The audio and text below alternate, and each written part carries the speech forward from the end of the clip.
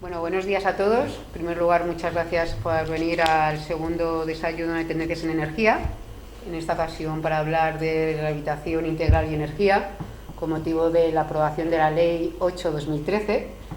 Y vamos a hacer un análisis de lo que supone esta ley, porque después de 6 años de crisis, por fin se ha hecho una ley de rehabilitación de edificios en la que tiene en cuenta la perspectiva energética.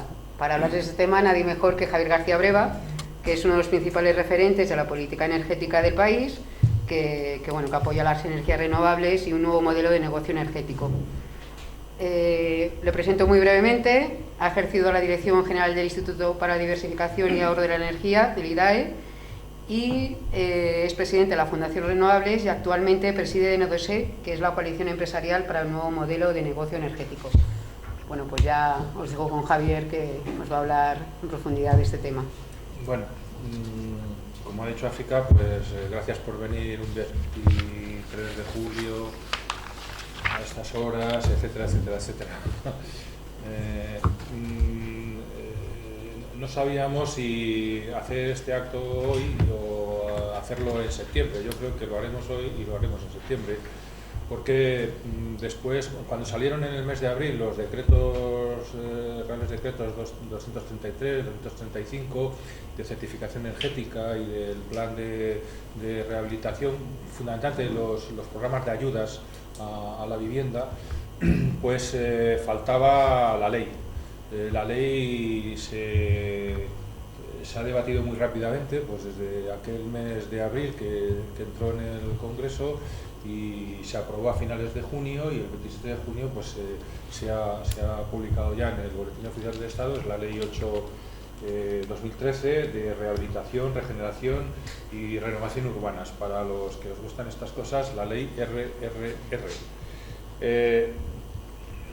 Como os decía antes, se han publicado pocas cosas, se han comentado pocas cosas desde mi punto de vista sobre esta ley. A mí me parece muy importante, porque siempre se había dicho por unos y por otros que la rehabilitación de edificios era una de las, por no decir la última oportunidad que tenía la posible reactivación del sector de la construcción y la reactivación también de la economía y la creación de empleo, por poder cambiar la tendencia de un sector en el que se ha basado prácticamente todo el crecimiento económico en las últimas décadas. A mí me parece que ha tardado mucho, porque la crisis empezó en el año 2007-2008 y prácticamente el anterior gobierno no hizo nada, y el actual, pues la verdad es que esta ley, yo es justo decirlo, pues esta ley es una buena ley. Empiezo diciendo eso. El problema es que tiene algunas circunstancias que han acaecido ahora mismo en este mes de julio que entran en contradicción con la ley, y concretamente toda la normativa que acaba de sacar el Ministerio de Industria con respecto a autoconsumo, orden de peajes y nuevo régimen de renovables se contradicen de cabo a rabo con esta ley. Está claro que el Ministerio de Fomento y el Ministerio de Industria no se han hablado o no han coordinado sus políticas, porque están en este momento produciendo normas que de alguna manera se chocan entre sí. Y eso es lo que trataré de explicaros, y que todo lo que yo voy a decir ahora lo tenéis recogido sobre todo en los términos principales en el documento que tenéis ahí. Os lo digo porque no os preocupéis si se os escapa alguna idea, porque están todas ahí reflejadas. Bien, la ley 8/2013, como yo decía antes, continúa, y voy a hablar fundamentalmente y casi exclusivamente de los aspectos energéticos, porque yo he visto muchos comentarios de esta ley, pero que casi todos hacen hincapié en lo que se refiere a la construcción y a la edificación, pero he visto muy poquitos comentarios, casi ninguno, en lo que se refiere a términos de energía. Y en ese aspecto es muy importante la ley, y ahora lo veréis por qué. En el Real Decreto 235 de abril se establecía ya la certificación energética y la obligatoriedad de la certificación energética de edificios para todos los edificios en construcción o que fueran a venderse o alquilarse. Y ahí terminaba el carácter, digamos, obligatorio de la certificación. Es más, tampoco había una obligación de cumplir o ejecutar las recomendaciones de la certificación energética. Es decir, como el propio decreto decía, la certificación energética tenía un mero carácter informativo. Es un papel que se añadía a la operación de compraventa o alquiler de un edificio o a la hora de pedir la licencia de construcción de un edificio.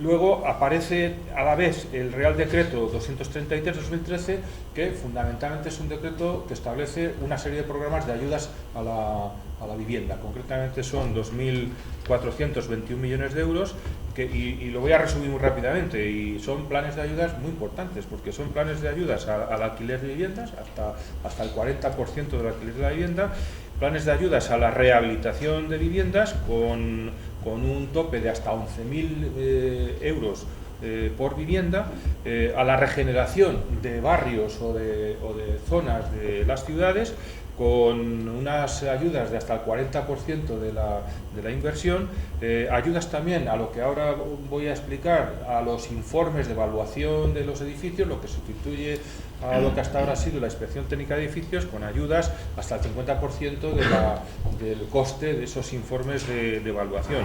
Y luego se aprobaban dos líneas de financiación, una del IDAE por 100 millones de euros para eficiencia energética de edificios, y una línea del ICO hasta 1.000 millones de euros para rehabilitación y eficiencia energética de edificios. Es decir, era un decreto también que establecía toda una serie de ayudas fundamentalmente destinadas a eficiencia energética, porque cuando se habla de rehabilitación se está hablando fundamentalmente de rehabilitación energética.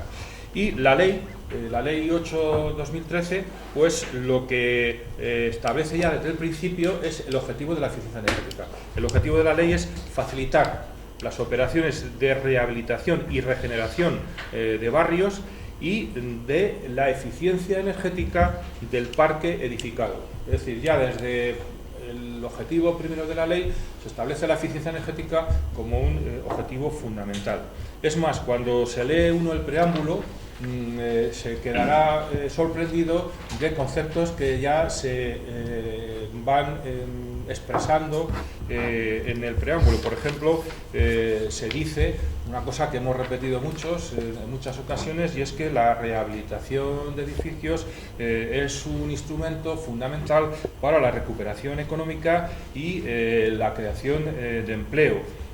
Se parte del reconocimiento de la distancia que nos separa a España con respecto a Europa en eficiencia energética, tanto en marco normativo como en algo muy importante, es la cuota, digamos, que en el sector de la construcción o en la actividad de la construcción corresponde a rehabilitación. Aquí se dice que en la Unión Europea aproximadamente el 41,7% del sector de la construcción está dedicado a la rehabilitación. Dice que en España son 13 puntos menos, el 28%. A mí incluso me parece muy elevado. Estoy seguro que aquí hay personas que conocéis el tema, y un 28% de la actividad de la construcción dedicada a la rehabilitación a mí me parece excesivo, pero independientemente de que el dato sea mejor o peor, lo que sí está claro es que en este momento, y yo creo que históricamente, la rehabilitación ha sido una actividad casi yo diría insignificante en el conjunto de lo que era el sector de la construcción. Habla de unos datos que luego no hay objetivos en la ley, pero los datos que dan el preámbulo yo los puedo interpretar como que se tiende a, y en este caso pues se habla de 25 millones de viviendas, que es el parque de viviendas de España. Dice aproximadamente que el 58% son viviendas que se construyeron antes de 1980 y que hay 6 millones de viviendas que tienen más de 50 años de antigüedad, y fundamentalmente el objetivo último es llegar a esos 6 millones de viviendas con 50 años de antigüedad, como luego explicaré. Curiosamente, en el preámbulo se habla de dos directivas europeas. Se cita la Directiva de Eficiencia Energética, la Directiva 2012-27/UE, que se aprobó en octubre del 2012 y que contó con el voto en contra del gobierno español, precisamente dando un argumento que aquí el Ministerio de Fomento contradice. En aquel momento el Ministerio de Industria dijo que votaba en contra de la Directiva de Eficiencia Energética porque sería un obstáculo que retrasaría la recuperación del sector de la construcción. En el argumentario que el Gobierno expuso en Bruselas para votar en contra de esta directiva, figuraba, entre 4 o 5 argumentos que se decían, figuraba este. El Ministerio nunca explicó por qué votó en contra de la directiva de eficiencia energética, pero a mí me sorprendió que una de las razones que decía es que la incorporación de los criterios de eficiencia energética en la edificación iba a retrasar la posible recuperación del sector de la construcción. Aquí se dice justo lo contrario.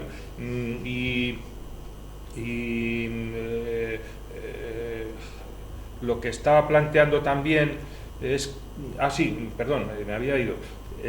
La directiva 2012-27-UE establece en su artículo 4 que los Estados miembros, para abril del 2014, es decir, dentro de menos de un año, los gobiernos de los 28 Estados miembros de la Unión Europea tendrán que elaborar estrategias nacionales de rehabilitación de todo el parque de edificios, tanto públicos como privados. Es decir, que los gobiernos están obligados, en lo que queda de aquí a abril de 2014, a elaborar una estrategia de rehabilitación energética. En el preámbulo se alude a esta directiva precisamente porque esta ley lo que quiere es ser un marco para poder facilitar esos objetivos de rehabilitación. Curiosamente, sigo con el preámbulo. En el preámbulo habla de conceptos, por ejemplo, se habla de algo nuevo, yo no lo había leído en ningún documento, digamos, del BOE, del concepto de rehabilitación de barrios. Es decir, las actuaciones que la ley en las que quiere centrarse es no solamente en la rehabilitación de edificios, sino también en la urbanización que rodea los edificios y en la renovación de barrios o partes homogéneas del territorio de una ciudad. Entonces, en el preámbulo se habla de rehabilitación de barrios con políticas integrales y autosuficiencia energética. Es decir, este concepto de autosuficiencia energética que se describe en el preámbulo de la ley, realmente no solamente es innovador, sino que realmente nos coloca un poco en los mismos conceptos que detallan y prescriben las directivas europeas, tanto de eficiencia energética de edificios como la de eficiencia energética. Pero va más allá y cita también la directiva 2010-31-UE de eficiencia energética de edificios y dice que los objetivos de esta ley se enmarcan en los objetivos de esa directiva. La Directiva de Eficiencia Energética de Edificios, cuyo plazo de transposición terminó en enero del 2013 y todavía no se ha traspuesto al ordenamiento jurídico nacional ni un solo artículo de esa directiva. Sin embargo, en el preámbulo sí se dice que esta ley se enmarca en los objetivos de esta directiva. Y los objetivos son, primero, potenciar la rehabilitación de edificios, la rehabilitación que sea viable. Luego veremos cómo se quiere ordenar la viabilidad o determinar la viabilidad económica. Cuando habla de viabilidad económica de la rehabilitación. El segundo objetivo es crear un marco normativo para reactivar el sector de la construcción a través de la rehabilitación de edificios. Volvemos un poco a la contradicción con lo que decía el Ministerio de Industria al votar en contra de la directiva. Es decir, se quiere crear un marco normativo para la reactivación del sector de la construcción a través de la rehabilitación.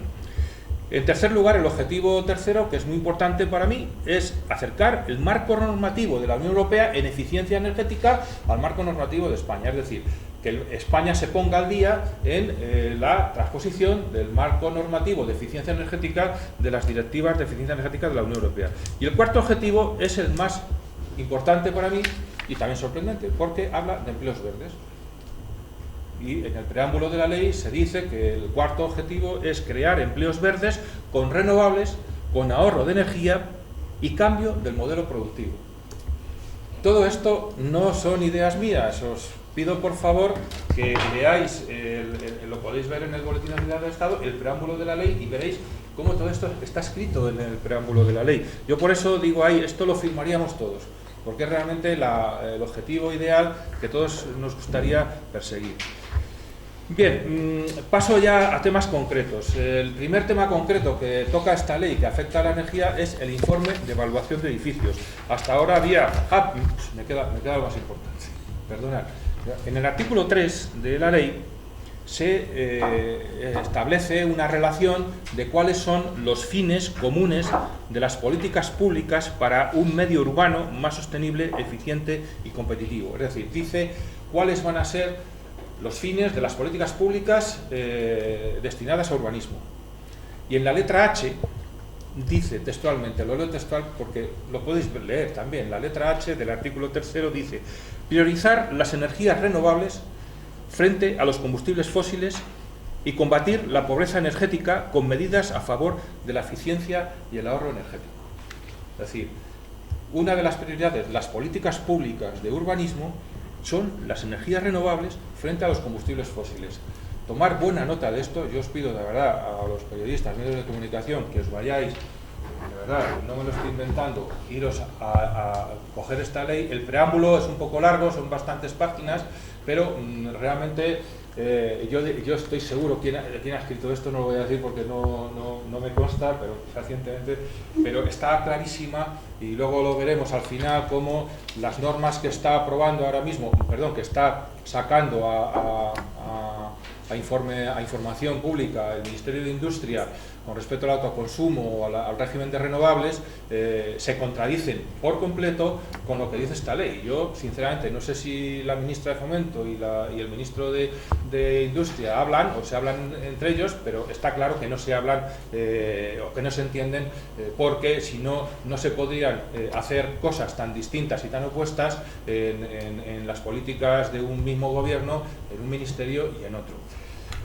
Bien, dicho esto, paso a lo que es el informe de evaluación del edificio.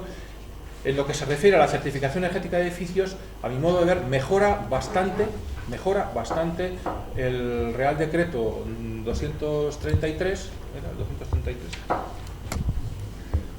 No, el 235 de certificación energética del mes de abril. Lo mejora bastante, y os voy a decir por qué. Dentro de lo que era la anterior ITE, el informe de la inspección técnica de edificios, se desaparece y ahora se convierte en un informe de evaluación del edificio. Y como parte de ese informe se establece obligatoriamente la certificación energética, es decir, una parte del informe de evaluación del edificio es la certificación energética.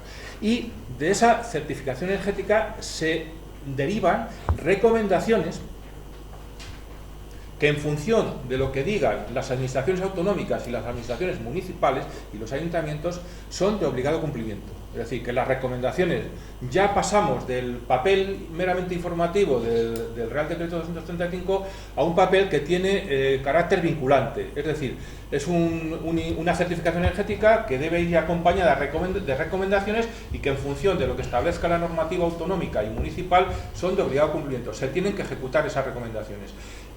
Esa certificación y ese informe de evaluación del edificio tiene que estar registrado en la comunidad autónoma.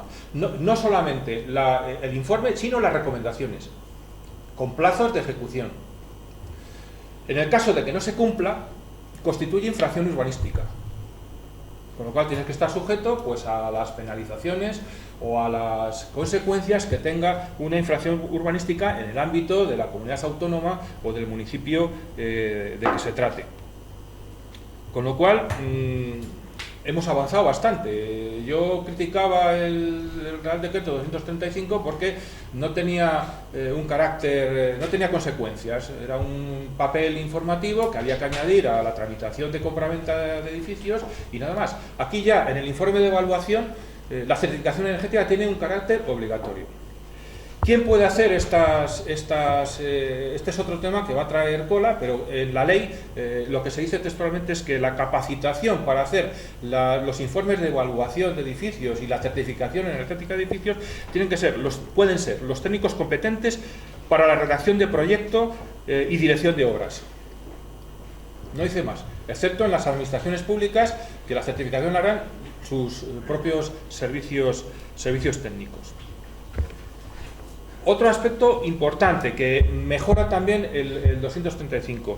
¿Quiénes son los que están obligados a hacer esta certificación energética y este informe de evaluación del edificio. Aquí ya concreta que tienen que ser, en primer lugar, los edificios de vivienda colectiva que tengan más de 50 años de antigüedad, y tienen que hacerlo antes de que sobrepasen los 5 años desde que se cumplen esos 50 años de antigüedad. Es decir, volvemos, esto no se dice, pero yo lo intuyo, es decir, si tenemos 6 millones de viviendas con una antigüedad superior a 50 años, estamos viendo ya sobre qué segmento de ese parque se puede actuar, y estamos hablando ya de 6 millones de viviendas. En segundo lugar, todos aquellos edificios que pretendan obtener ayudas públicas. Tienen que tener ese informe de evaluación con la certificación energética antes de solicitar las ayudas. Y luego, en tercer lugar, algo que me parece decisivo, y es que todos los edificios, cuando lo determine la comunidad autónoma o el ayuntamiento en cuestión. Es decir, aquí hay una de las grandes pegas entre comillas, porque puede ser oportunidad también, según cómo sean las ambiciones de una política de vivienda en una comunidad autónoma o en un municipio. La comunidad autónoma puede interpretar esta ley o aplicar esta ley o desarrollar esta ley de forma restrictiva, o de forma que haga obligatoria la certificación energética y el cumplimiento de las recomendaciones de la certificación energética a un mayor segmento de edificios. Pero va a depender fundamentalmente de la regulación autonómica y municipal. Y luego ya viene el último aspecto, que es el aspecto de las infracciones y de las sanciones. Hay una disposición adicional tercera donde se enumeran las infracciones. Son 2 páginas, no las voy a leer porque no hemos venido a eso, pero hay una graduación de las infracciones entre muy graves, graves y leves. Os resumo en qué se van a basar o en qué es lo que quieren conseguir con esa graduación de sanciones. Quieren que los datos de la certificación energética no se falseen. Y esto es muy importante, es decir, se va a perseguir que la certificación energética se haga de cualquier manera, se improvise, se pongan datos que no son ciertos, o se haga pues como quien hace fotocopias de un mismo papel y los va añadiendo a otro papel. Es decir, quieren que los datos sean reales y que no sean falsos. En función de esto, o de la gravedad, digamos, de ese rigor en la certificación, hay infracciones muy graves, graves y leves. Y luego la disposición adicional cuarta, se establecen las sanciones. Las sanciones van de 300 a 600 euros para las infracciones leves, hasta 1.000 y 6.000 euros para las infracciones muy graves. Yo creo que lo de el informe de evaluación de edificios mejora bastante, repito, lo que se aprobó en el Real Decreto 235, y yo creo que deja a las comunidades autónomas y a los ayuntamientos la posibilidad de que esa norma o la ley pues sea más o menos efectiva. Bien, hay otra parte que me parece muy importante en la ley, que es todas las actuaciones que se refieren a regeneración y renovación urbana. Aquí entramos en algo nuevo, es decir, siempre hemos hablado de rehabilitación de edificios, pero ahora aquí ya estamos hablando de rehabilitación de lo que es la urbanización de una zona de la ciudad, que son las calles, los alumbrados, los jardines, etcétera, etcétera, y la renovación o la rehabilitación energética de barrios. Esto es una novedad, es algo muy novedoso, pero me parece fundamental para poder desarrollar un nuevo modelo de ciudad donde la energía tenga o sea un factor decisivo.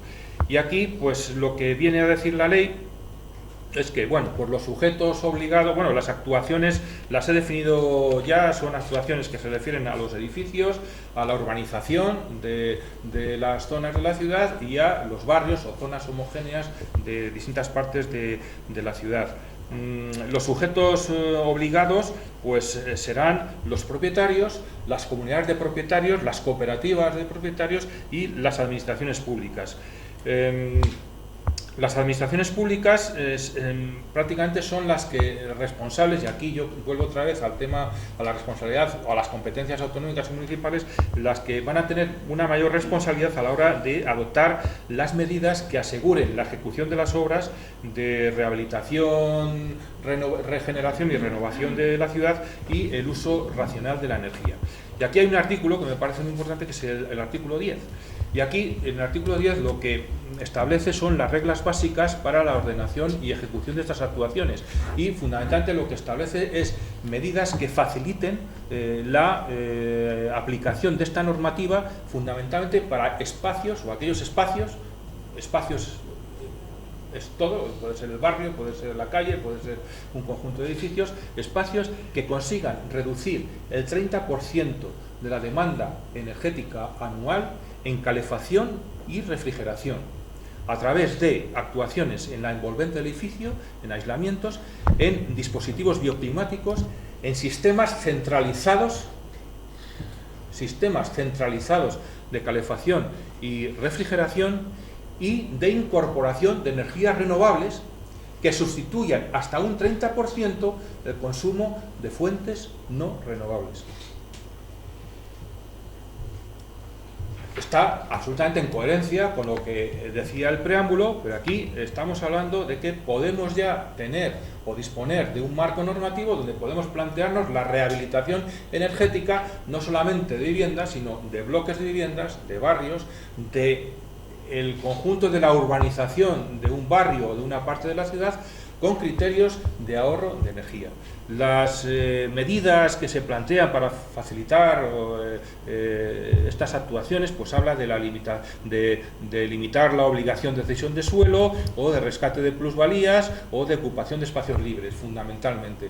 Pero aquí estamos hablando de un marco normativo que sí encaja con los programas de ayudas que se aprobaron en abril en el Real Decreto 233, que yo cuando lo vi dije, bueno, ¿y esto a quién va dirigido? Bueno, va dirigido a este tipo de actuaciones que se han concretado en la ley. Y en el artículo 11 hay una cita que me parece significativa, y es que todas estas actuaciones deben de contar con una memoria de viabilidad económica. Os he dicho al principio que el objetivo de la ley era hacer actuaciones viables, y cuando habla de actuaciones viables habla de viabilidad económica, y entonces cualquier actuación que se quiera hacer de rehabilitación tiene que contar con una memoria de viabilidad económica, que en el fondo, lo dice la ley, es un análisis coste-beneficio que realmente indique que la actuación es rentable o viable económicamente. Y dice algo más importante: para esta para esta memoria de viabilidad económica, en lo que se refiere a aspectos de rehabilitación energética, se deberá contar con empresas de servicios energéticos que hagan estas memorias de viabilidad económica a través de los contratos de servicios energéticos, los contratos de rendimiento energético, de manera que, y esto lo dice el artículo 11, una parte o una buena parte de las actuaciones se puedan financiar con los ahorros obtenidos a través de estos contratos de rendimiento energético o de financiación por terceros. Esta es otra novedad fundamental, porque nunca en ningún texto legal, y seguramente me equivocaré, habrá alguno y vosotros lo conoceréis, se había hecho una referencia tan concreta a las empresas de servicios energéticos y a los contratos de rendimiento energético.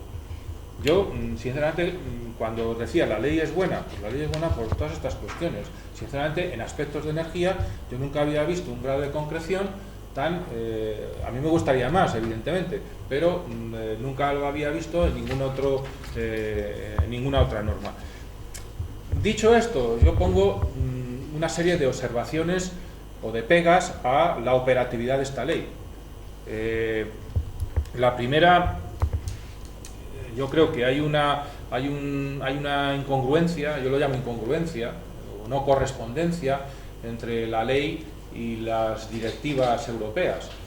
Si también se habla de las directivas europeas en el preámbulo de la ley, de la de eficiencia energética y de la eficiencia energética de edificios, yo echo de menos que en el articulado no hay ni una sola disposición de transposición de esas directivas al ordenamiento jurídico nacional. Y esto es importante porque estas directivas, una de ellas ya ha cumplido el plazo de transposición, que es la Directiva de Eficiencia Energética de Edificios, y la de eficiencia energética, su plazo de transposición termina en junio del 2014. Es decir, no queda tanto tiempo, aunque parezca que un año es mucho tiempo.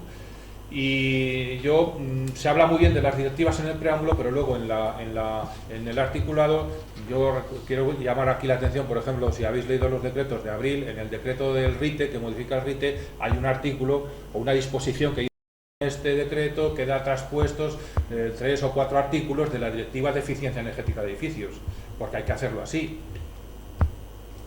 Y en esta ley se habla muy bien de las directivas, incluso en el contenido. Hay partes del contenido de la ley que se ajustan al contenido de las directivas, pero no hay una disposición que diga que se transpone las directivas. Pero bueno, esto para mí es una incongruencia. Ya he insistido que van a ser las comunidades autónomas y los ayuntamientos los que de alguna manera van a influir más en la operatividad de esta ley y van a ser decisivos en que la ley sea, iba a decir, un éxito o se pueda aplicar en el mejor sentido posible. Y la no transposición de las directivas europeas impiden que la ley dé pie o dé origen a un verdadero plan. En el documento yo os he hecho una relación, pero yo no quiero daros la lata, pero si vemos la ley, la Directiva de Eficiencia Energética y la Directiva de Eficiencia Energética de Edificios, en esas directivas obligan a los Estados miembros a desarrollar en los próximos años una serie de planes, y voy a citar algunos. Por ejemplo, en la Directiva de Eficiencia Energética pues establece que ya prácticamente para el año que viene todos los Estados miembros tienen que hacer un plan nacional de acción de eficiencia energética. En la Directiva de Eficiencia Energética, ya lo he dicho en el artículo 4, dice que para abril de 2014 los Estados miembros tendrán que hacer un plan de rehabilitación, renovación, lo llama la directiva, rehabilitación de todo el parque de edificios, tanto públicos como privados. Es un plan concreto. En la Directiva de Eficiencia Energética también, en su artículo, no sé si recuerdo, es el 5, se habla también de la obligación de hacer un plan de rehabilitación del 3% de la superficie de los edificios de la Administración Central cada año. Esto se debería de concretar. En la Directiva de Eficiencia Energética también se establece que las compañías distribuidoras ahorren un 1,5% al año en la facturación a sus clientes finales cada año. Son medidas concretas y obligaciones concretas que se establecen en esta directiva. La Directiva de Eficiencia Energética de Edificios, hay un plan del que nadie ha hablado, ni el anterior gobierno ni el actual, y es que los Estados miembros tienen que hacer un plan de edificios de consumo de energía casi nulo, con objetivos intermedios para el año 2015, por este plan, los Estados miembros tienen que establecerse objetivos de cuántos edificios de edificios de consumo de energía casi nulo vamos a hacer de aquí al año 2020, porque a partir del año 2018 y del 2020 todos los edificios se van a tener que ajustar a los criterios de edificios de consumo de energía casi nulo. Es decir, hay toda una serie de medidas concretas que se establecen en estas directivas que, al no transponer esas directivas, pues prácticamente quedan en el aire. Yo por eso digo que esta es una buena ley, pero carece de planes concretos. Y eso la deja un poco en la indeterminación, y eso pues para un ayuntamiento, para una comunidad autónoma es bueno porque tienen todo el campo abierto para hacer lo que quieran, pero como es indeterminado, pues no se sabe si hemos pasado realmente de la información al compromiso y a las obligaciones, o nos hemos quedado simplemente en la fase de información. Yo he citado el artículo que se refiere a las empresas de servicios energéticos porque yo creo que falta también un plan de servicios energéticos, un plan destinado a las empresas de servicios energéticos. Y dicho esto, la gran pega que yo le veo en este momento es la nueva normativa que ha anunciado y que ha puesto en circulación el Ministerio de Industria sobre la orden de peajes, y el proyecto de Real Decreto de Autoconsumo. Sobre todo la orden de peajes. La orden de peajes lo que ha hecho es incrementar hasta un 70% el término de potencia del recibo y ha rebajado el término que mide el consumo de energía. Con lo cual se ha cargado cualquier política de eficiencia energética. Es decir, a un consumidor final, porque a mí no me interesa ahorrar energía, porque no me va a reducir el recibo, porque me han pasado el peso más importante del recibo, me han pasado en el término de potencia, con lo cual me gravan más por no consumir que por consumir, con lo cual han desincentivado por completo las políticas de eficiencia energética. Esto es una gravísima contradicción que alguien del gobierno debería aclarar, porque claro, no se puede aprobar una ley con estos, iba a decir, maravillosas medidas y artículos francamente muy positivos, cuando con otro texto legislativo están desincentivando al consumidor a que ahorre. ¿Para qué me voy a meter yo en obras de rehabilitación energética si en el recibo de la luz no voy a tener ningún beneficio? Esto es, desde mi punto de vista, una barbaridad. Cuando la Directiva Europea de Eficiencia Energética de Edificios define lo que es un edificio de consumo de energía casi nulo, en el artículo 2 de la directiva se define sencillamente como un edificio que consume poca energía por las obras que se hayan hecho en la envolvente, etcétera, y que la poca energía que consume se abastece de energía consumida en el mismo edificio, in situ. Perdón, energía generada in situ, en el mismo edificio, es decir, por autoconsumo. Pero si aquí, en la normativa que ha sacado de autoconsumo, prácticamente el autoconsumo va a tener un peaje que le hace prácticamente inviable. Es decir, a ese incremento del término de potencia, el autoconsumo mete otro incremento, otro 27% en el peaje, con lo cual, pues, hacer autoconsumo no va a ser, digamos, interesante económicamente. Es decir, cuando haya que hacer el análisis de viabilidad económica de un proyecto, no salen los números. No salen los números. En términos empresariales, no es financiable. Nadie va a financiar un proyecto que se va a amortizar en 25 años porque la tarifa eléctrica se ha diseñado para que aquí el ahorro de energía sea penalizado, y penalizado de manera grave. Yo creo que esta es la gran contradicción. Esto es nuevo, esto cuando hicimos este documento que tenéis no lo conocíamos, porque el decreto de autoconsumo salió la semana pasada y la orden de peajes exactamente igual. Es más, lo que van a...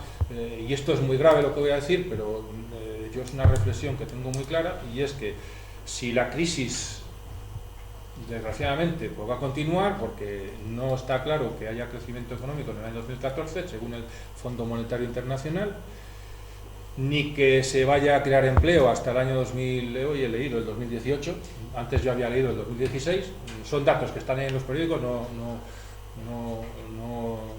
yo no les doy ni les quito, pero están ahí. Lo que va a ocurrir, hoy hemos visto, hablo noticias de hoy, de uno de los gastos que ha crecido en la economía familiar es el de la electricidad. ¿Qué va a pasar cuando se apruebe esta orden de peajes? Pues que todo el mundo va a ir, y yo el primero, a ver si puedo rebajar la potencia contratada. Y si yo rebajo la potencia contratada, le tengo que decir a mi mujer: no pongas la lavadora, que lo mismo salta el limitador. Volvemos a un estado de pobreza energética. Yo nunca creí que fuera a hablar de esto, porque la pobreza energética a mí me parecía que era un tema de África. Perdón por lo de África, pero de países con un nivel de desarrollo mucho menor que el nuestro. Pero ahora mismo la orden de peajes lo que está llevando al consumidor final es a un estado de pobreza energética, donde tendrán que las familias, los hogares, empezar a ver tal. ¿Eso a qué conduce? A que se consumirá menos energía. Y si la reforma lo que quiere es que se consuma más energía, las medidas que se están aprobando son absolutamente contradictorias con el objetivo que se quiere conseguir, lo cual, pues, es un galimatías, pero creo que me entendéis perfectamente. Esta es una de las grandes objeciones que veo a esta ley en el día de hoy, Yo espero y deseo, pondré una velita ¿a quién la ponemos? No sé, a San Antonio, a todos los santos, para que a todos los santos, para que nadie se queje de que esta orden de peajes y este decreto de autoconsumo, que están en fase de, vamos, información, una información en 10 días no es una información, es un atraco. Sí, es un atraco. Pero yo espero que cuando se apruebe definitivamente por el Consejo de Ministros se modifiquen algunas cosas, porque realmente es absolutamente contradictorio el que haya una magnífica ley que está basando el crecimiento o la recuperación del crecimiento económico en la rehabilitación energética del Parque Nacional de Edificios y haya otras normas del Ministerio de Industria que lo están impidiendo. Y esto es una contradicción que, como nadie explica, pues también habrá que pedir que alguien comparezca para que lo explique.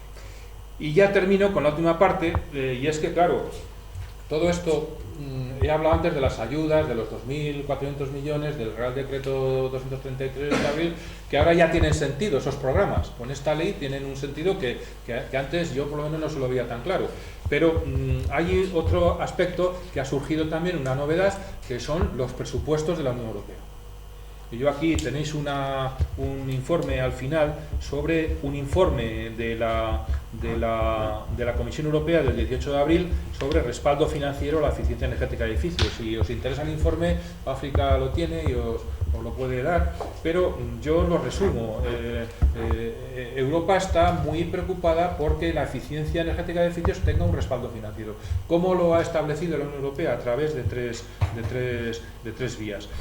Fundamentalmente es un marco regulador europeo, que son las dos directivas de las que yo hablo siempre, la Directiva de Eficiencia Energética y la Eficiencia Energética de Edificios, fundamentalmente para cumplir el objetivo principal, que es el artículo 4 de la Directiva de Eficiencia Energética, de que todos los Estados miembros hagan planes nacionales de rehabilitación energética de su parque de edificios. En segundo lugar, mejorar el acceso a la financiación. ¿Y cómo lo han hecho? Pues a través de los presupuestos de la Unión Europea para el próximo periodo 2014-2020.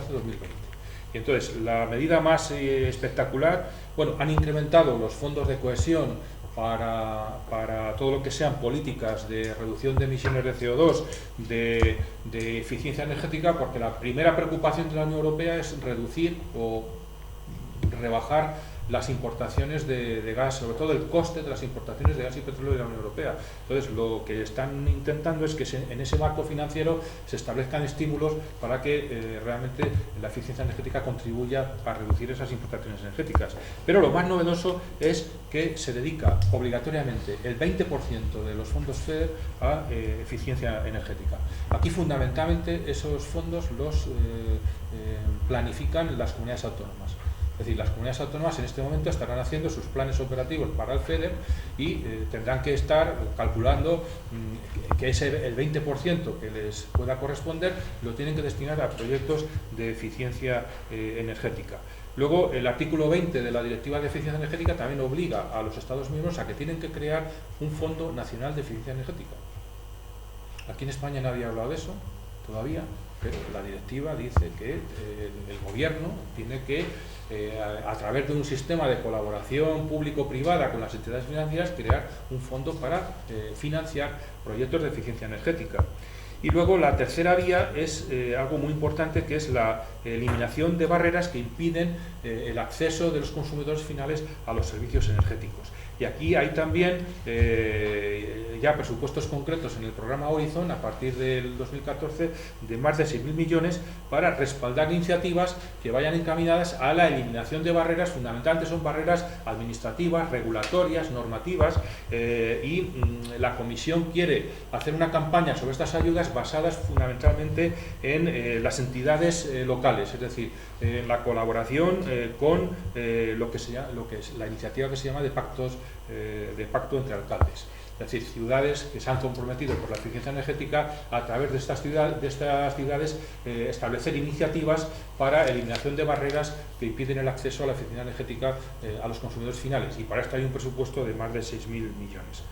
Esto para España es muy importante, y ahora os voy a dar un dato que he calculado yo. Es una estimación, pero que es un cálculo para que sepamos de qué estamos hablando. decir, cuando decimos el 20% del FEDER se destina a eficiencia energética, ¿cuánto puede suponer eso para España? O sea, ¿cuánto puede España gastarse en eficiencia energética en el próximo periodo, en los próximos 7 años? Yo, el cálculo que he hecho es aproximadamente, es que el 20% del FEDER puede estar aproximadamente, es una estimación que yo hago aproximadamente, y es una estimación conservadora en los 3.000 millones de euros. Pero a esos 3.000 millones de euros hay que sumar aproximadamente otros más de 850 millones de euros que España puede, digamos, iba a decir, coger de los presupuestos comunitarios en otras iniciativas como son los proyectos de energía inteligente y otros proyectos o iniciativas europeas que están en el programa Horizon, que más o menos, por la información que a mí me han dado en realidad, eso puede suponer unos 850 millones en esos 7 años próximos.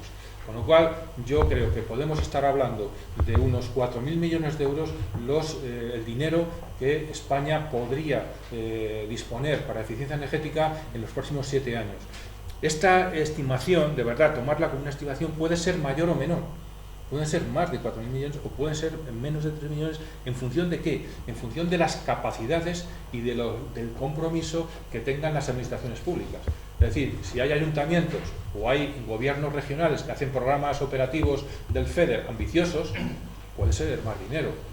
O viceversa, si son programas poco ambiciosos o no hay capacidades suficientes para presentar buenos proyectos ante Bruselas, evidentemente no van a ser ni 3.000 ni 2.000, no podremos perder esos fondos. Es decir, estamos ahora mismo ante una posibilidad, yo creo que es la primera vez que se puede hablar de un montante de recursos presupuestarios de la Unión Europea para eficiencia energética muy significativo, porque la eficiencia energética hasta ahora no había sido una prioridad en los presupuestos comunitarios, ahora sí lo es. Y lo es por una razón fundamental, le he dicho y la repito, porque Europa estaba preocupada por la enorme dependencia de las importaciones de gas y de petróleo. Y fijaos, en el conjunto de la Unión Europea esa dependencia es del 50%. En España es superior al 80%, es decir, 30 puntos por encima. Y aquí parece ser que a nadie le preocupa. Pero esta es una prioridad y debe de serlo para nuestro país. Y por eso, si podemos disponer de esos fondos estructurales y de esos fondos del FEDER y de las iniciativas europeas para eficiencia energética, realmente lo que nos falta es ese marco normativo que esta ley quiere, pero está claro que otros no quieren, y poder dar a las comunidades autónomas y a los ayuntamientos capacidades suficientes para que puedan empezar a construir las alianzas público-privadas de colaboración entre las empresas privadas, las empresas de servicios energéticos y las corporaciones locales y autonómicas, para empezar a construir proyectos que, como os habéis podido imaginar y por cómo está diseñada la ley de rehabilitación, la ley 8/2013, va fundamentalmente dirigido a un modelo de ciudad totalmente diferente.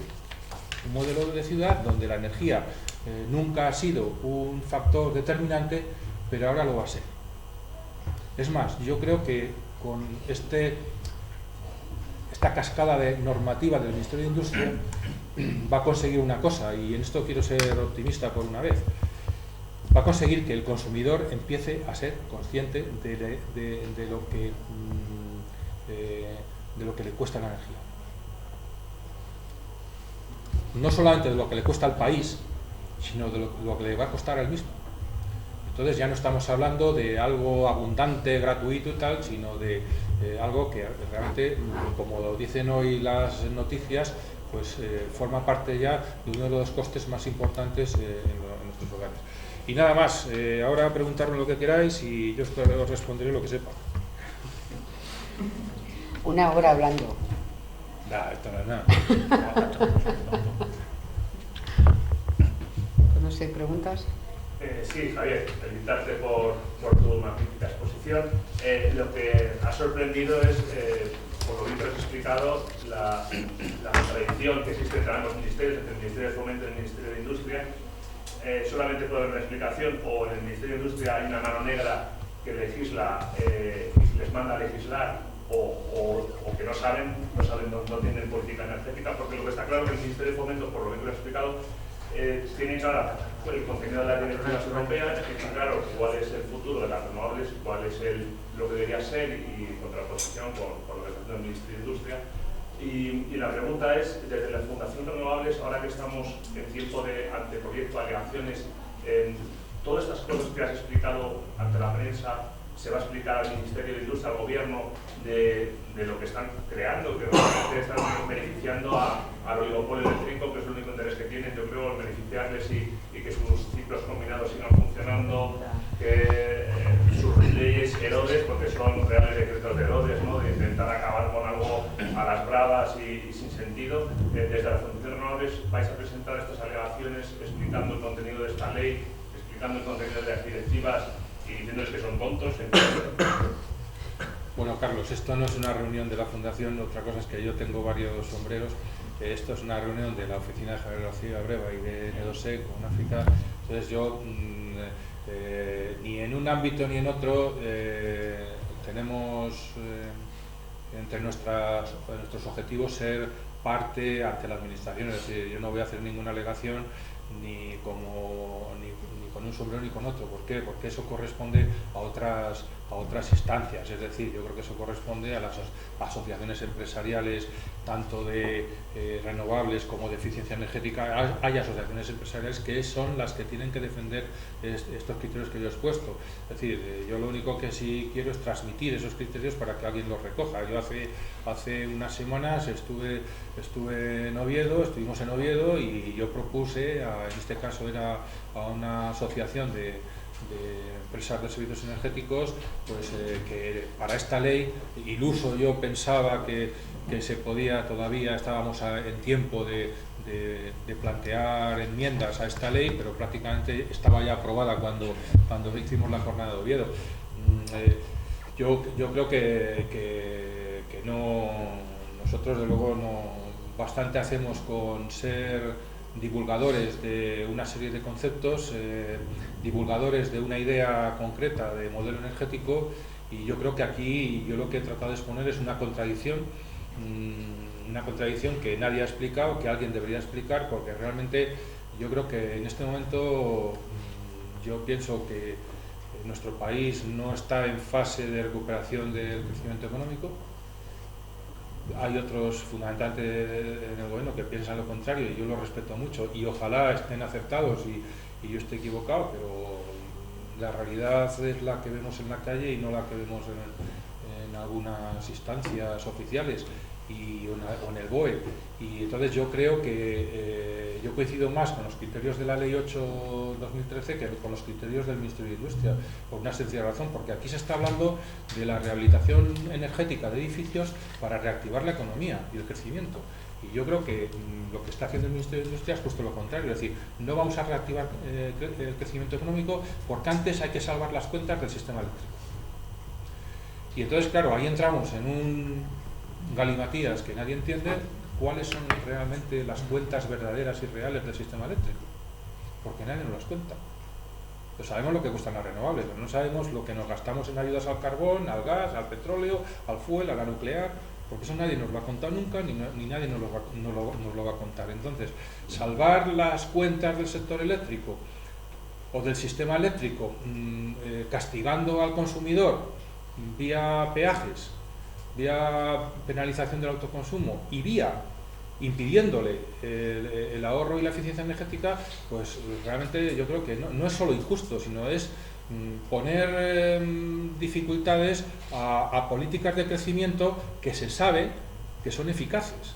Porque cuando sale esta ley, esta ley no dice en la letra H que la prioridad de las políticas públicas de urbanismo es la eficiencia energética y luchar contra la pobreza energética. Y yo sinceramente no creía nunca que tuviera que hablar un día como hoy de que lo que se está haciendo con la orden de peajes es que la gente empieza a preocuparse por la pobreza energética. Oye, hay que empezar a desenchufar, porque como ¿de qué me sirve ahorrar si eso en la factura ya no lo voy a notar porque me sube en el término fijo, con lo cual el consumo da igual que consuma más que consuma menos, porque la factura me la van a clavar en el término fijo, porque lo que quieren es recaudar, y yo lo puedo entender que quieran recaudar, pero lo que no puedo entender es a costa de sacrificar, en este caso concreto, un sector económico que, como puede ser el de los servicios energéticos, vinculado al de la edificación y de la construcción. O sea, yo creo que es una oportunidad maravillosa, así lo entiende la ley, y yo lo que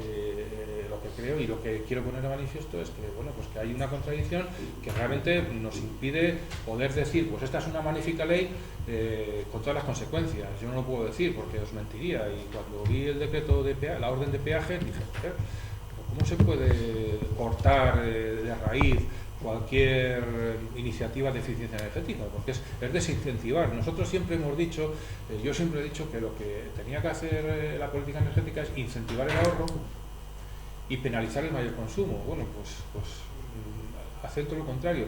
¿Y esto qué significa? Pues que vamos a importar más, o sea, la dependencia energética va a ser mayor. Es decir, el objetivo de la Unión Europea de hacer eficiencia para importar menos gas y petróleo aquí no se va a cumplir. Y seguiremos teniendo una dependencia energética por encima, 30 puntos por encima de la media europea, y eso, claro, tiene un coste económico, que son aproximadamente entre el 4 y el 5% del PIB. Yo creo que no hay ningún gobierno del mundo, digamos, más desarrollado que tenga un coste por PIB tan elevado en la dependencia energética de la economía. Es decir, 45.000 millones de euros es un 4,5% del PIB de España. Es una renta nacional de todos nosotros que se va fuera del país. Y eso no está ocurriendo en el 2012, ocurrió en el 2011, en el 2010. Y ahora, este año, en las 3 últimas semanas, el precio del barril de crudo ha subido $8. Ha pasado de 100 euros a 108 euros. Si siguen los problemas que todos sabemos que van a seguir en Oriente Medio y en la geopolítica del petróleo y del gas, el precio del barril va a subir, y el precio del barril va asociado al precio del gas también, con lo cual sube el gas y el petróleo. Con lo cual, cualquier medida que no suponga ninguna reducción o ningún intento de reducción de esa factura es errónea a mi modo de ver, porque de alguna manera lo que estás es clavando al consumidor 1, 2, 3, 4 veces, y eso tiene un límite. No sé cuándo, no sé si hemos llegado al límite o no, pero el límite yo creo que ya está en lo que yo llamo en el concepto de pobreza energética. Es que es realmente lamentable. ¿Y no hay ningún organismo a nivel europeo que pueda sancionar o regular eso? No. Tienen totalmente independencia para poder... No, porque Europa, los únicos objetivos que ha planteado de política energética es el 2020, ahora mismo. Sí, sí. Ahora mismo los únicos objetivos que hay, digamos, aprobados por el Consejo Europeo en el año 2007 es conseguir en el 2020 el 20% de consumo final de energías renovables, el 20% de ahorro en el consumo de energía y la reducción del 20% de la emisión de CO2. Ahora hay un debate en la Unión Europea con el Libro Verde para el año 2030, donde se quieren revisar al alza esos objetivos. Pero bueno, yo creo que el debate ahora en la Unión Europea está muy contaminado, excesivamente contaminado por las políticas nacionales, y yo creo que va a ser difícil, pero que se aumenten esos objetivos. Desde luego, el criterio del gobierno español es de ninguna de las maneras. Si fuera por el gobierno español, no se incrementarían, incluso se rebajarían algunos, como el objetivo del CO2. Pero el único objetivo donde Bruselas se está metiendo es en el 2020. A partir de ahí, por ejemplo, toda la política de importaciones energéticas, cada Estado es soberano para determinar su mix energético y cubrir sus necesidades energéticas como quieran. El problema que hay, pues que hay un escenario bastante complejo sobre todo en el mercado del gas. La dependencia de Rusia es preocupante, y la dependencia de Argelia en nuestro caso es preocupante. Ha habido, perdonad que me enrolle, pero es que ha habido un hecho bastante, yo voy a decir negativo, es que el proyecto europeo de gasoducto desde Azerbaiyán se ha caído. Era un proyecto de gasoducto para intentar competir reducir la dependencia del gas ruso a través de Azerbaiyán. Entonces ese proyecto se ha ido al garete, pues porque los inversores han preferido el proyecto ruso. Si Putin manda mucho, ¿no? más de lo que creéis. Y entonces la dependencia del gas en Europa es ahora mismo un problema serio. Y aquí pues no leer los periódicos, no encontraréis nada aludiendo a que esto pues es la dependencia es una rémora a cualquier proyecto de crecimiento económico en España. Y esta orden de peajes, sí, sobre todo la parte que se refiere al gravamen que quiere aplicar el gobierno al autoconsumo, no entra en conflicto con el programa Horizonte 2020 en lo que se refiere a la eliminación de barreras de tipo normativo y financiero. Perfectamente, muy agudo. Es decir, yo lo que pasa es que no quiero daros más leña. Realmente, esa orden de peajes, ese decreto de autoconsumo, es, desde mi punto de vista, discriminatorio con respecto a las renovables y a la eficiencia energética. Y uno de los principios de las normas europeas, y esto sí que es política energética europea, con respecto a las renovables, es que las renovables siempre tienen que tener carácter prioritario y no discriminatorio en el sistema. Es decir, no puede haber medidas discriminatorias contra las renovables y contra la eficiencia energética en la política nacional.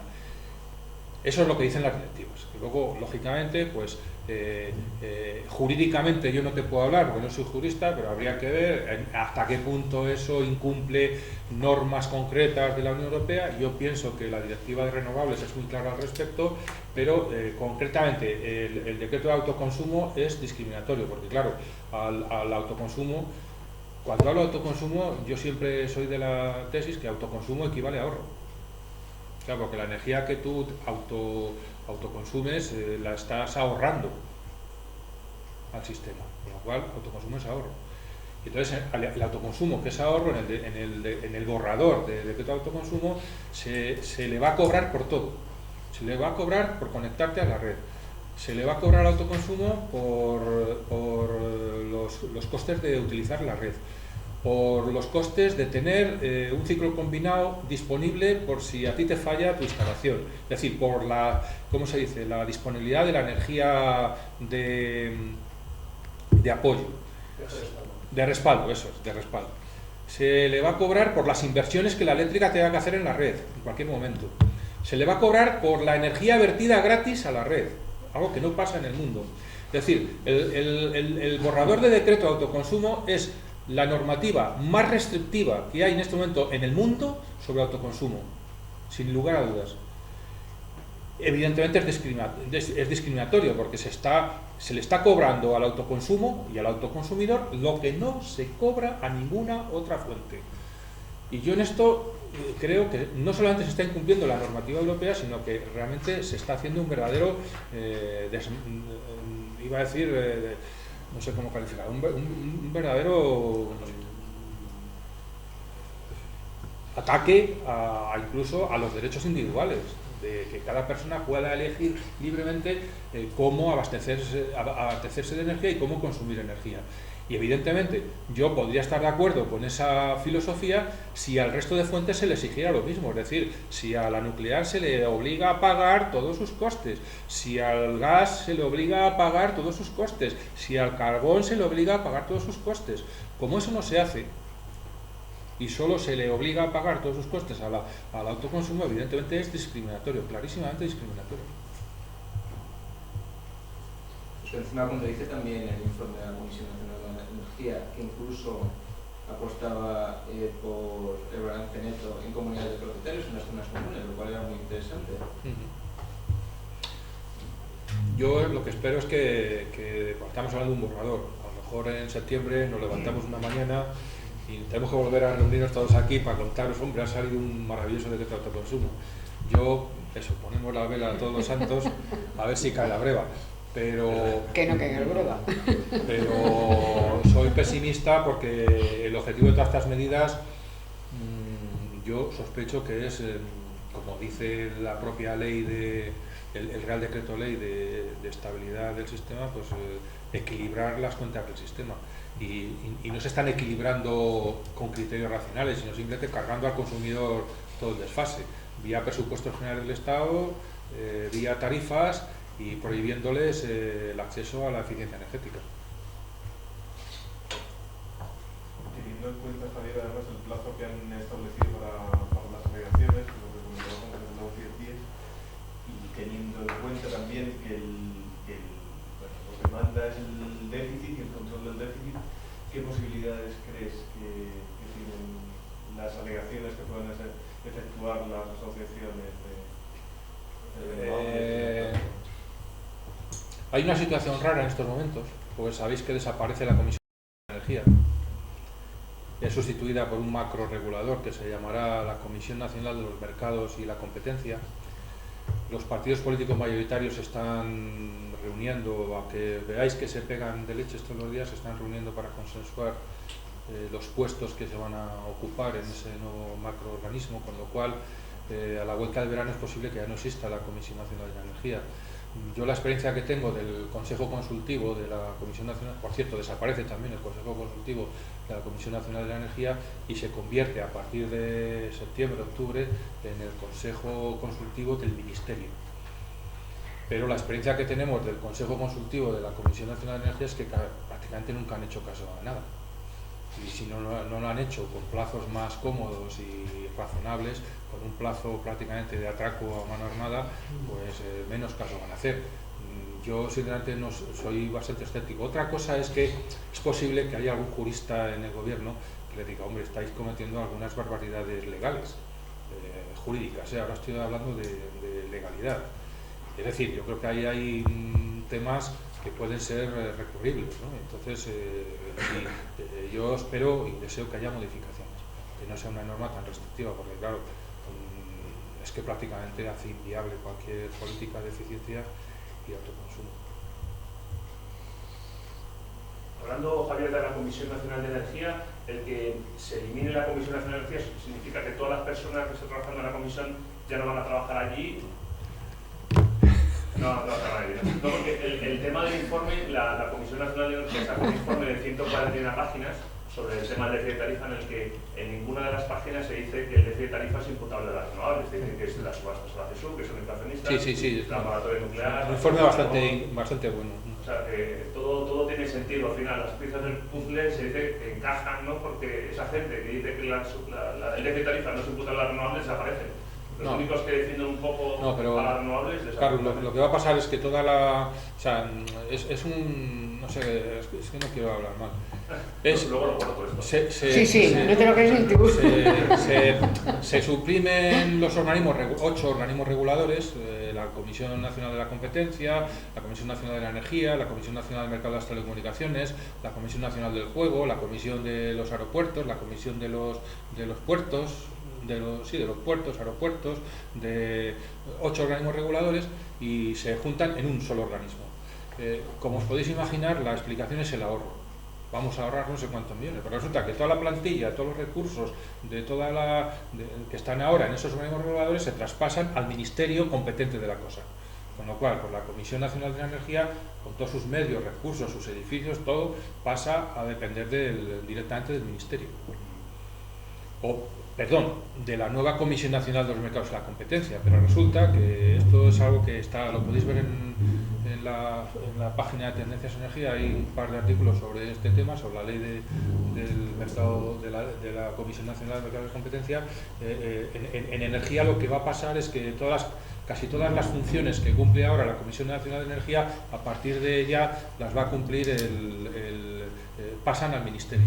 Y algunas de ellas, como es la compra-venta de activos, va a pasar directamente a ser competencia del ministro. Con lo cual es una ley que reduce la competencia a la nada.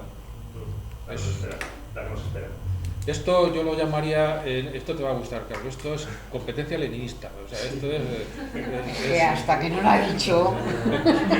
Competencia leninista. Esto solo pasaba en la URSS. Veréis gustos. Sobre la ley de rehabilitación que hemos estado hablando antes, el tema de la rehabilitación eficiente, tú has comentado que con el certificado de calificación energética se iba a recomendar una serie de mejoras o modificaciones. Una vez que se hace, ¿hay un plazo para esa ejecución de esas? ¿Hay un plazo antes de que...? Tal como está hecha la ley, en la certificación energética que va dentro del informe de evaluación de edificios tiene que haber un capítulo de recomendaciones y de plazos de ejecución de esas recomendaciones. Y todo eso tiene que estar en un registro de la comunidad autónoma. Con lo cual la comunidad autónoma luego tiene que controlar e inspeccionar que eso se ha cumplido. Si no se ha cumplido, infracción urbanística. Si se ha cumplido mal, sanciones, o sea, expediente de infracción y de sanción. Se me ha olvidado deciros una cosa, los expedientes de infracción y de sanción los desarrollan, los abren y los desarrollan las comunidades autónomas. Ojo, es muy importante tener en cuenta que, claro, aquí hay un problema de competencias en este maravilloso Estado que nos hemos dado todos, autonómico, que son de las comunidades autónomas. Por lo tanto, la ley ahí ya no puede descender. Por eso yo digo que la ley es buena, pero una comunidad autónoma la puede hacer mala y un ayuntamiento la puede hacer peor, o viceversa.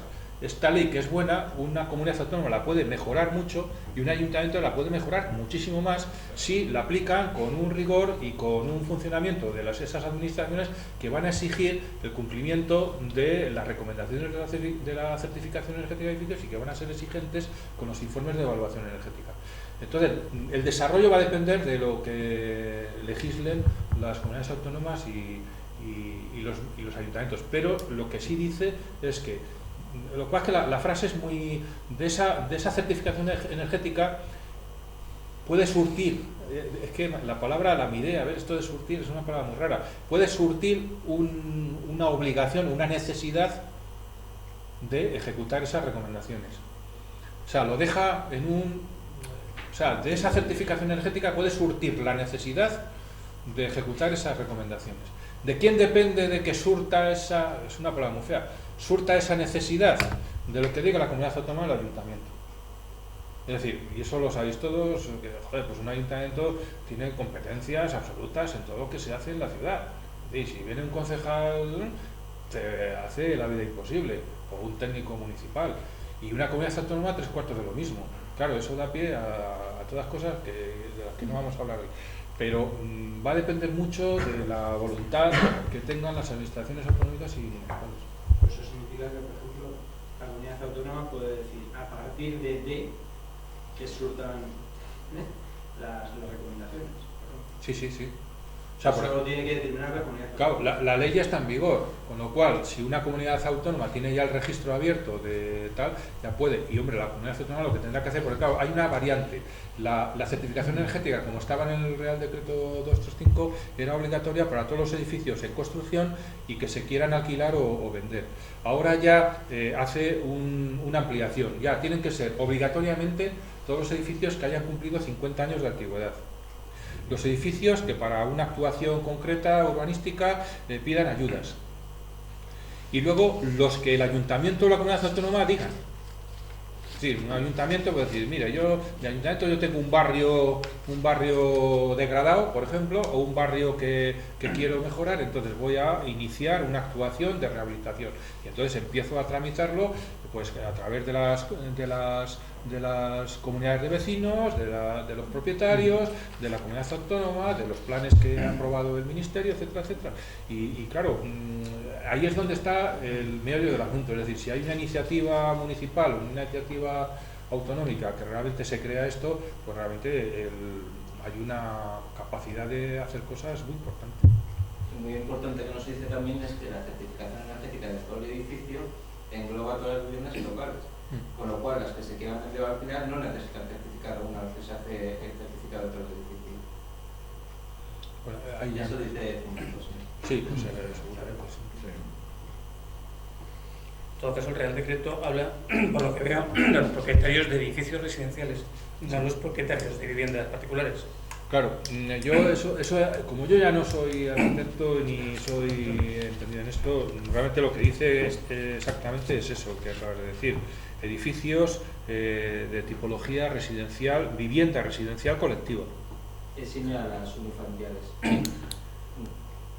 Ahora, el ayuntamiento puede decir lo contrario, o 2 huevos más. 2 huevos duros más.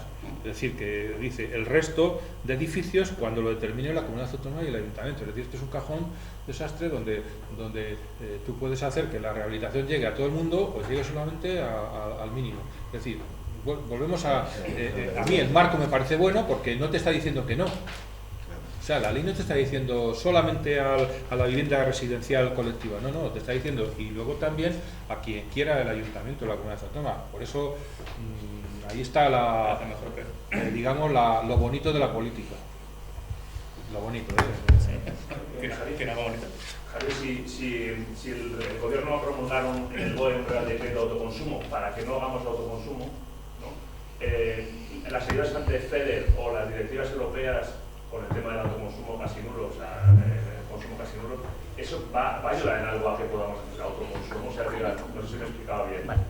Un Real Decreto absurdo de autoconsumo, que no tiene ninguna finalidad para hacer autoconsumo, sino que para bloquearlo y para cerrar el expediente, ¿no? Que todos lo sabemos ya, pues como que ¿no? Las ayudas del FEDER o las directivas europeas van a ayudar a que podamos hacer autoconsumo. Es que no hay ayudas a autoconsumo, hay ayudas a eficiencia energética. Y aquí, por ejemplo, cuando aquí en esta ley no se habla de autoconsumo, se habla de eficiencia energética, incluso se habla de barrios autosuficientes energéticamente, que yo podría entenderlo también como autoconsumo. Ahora, aquí el concepto yo creo que más importante es espacios que consigan reducir un 30% la demanda energética de calefacción y refrigeración. Claro, y aquí entran muchas posibilidades, muchísimas posibilidades. Evidentemente, el problema del autoconsumo es que, claro, si te ponen un peaje absolutamente altísimo, pues el informe de viabilidad económica no sale. Por eso vuelvo a insistir que la pega más importante que le veo yo aquí es la contradicción entre la normativa de fomento y la normativa de industria. En este aspecto concreto, la de industria está poniendo una barrera infranqueable al desarrollo de esta ley. Pues nada. No, a vosotros muchas gracias por venir. De todas formas, tenemos un café que esperemos que no esté muy frío. La próxima vez organizamos un vino. Y muchas gracias a todos por venir. Esta documentación os la vamos a enviar también por correo electrónico para que la podáis consultar, utilizar, siempre citando la fuente. Y bueno, también un poco prepararemos una nota de prensa con las conclusiones más interesantes. Y bueno, también estamos aquí para tomarnos un café. Ahora, si queréis hacer alguna pregunta más a Javier. Y bueno, muchísimas gracias por venir, sobre todo, como decía Javier, estas fechas ya que estamos todos casi con el bañador, con las chanclas y ya pensando en el año que viene. Un aplauso, Javier.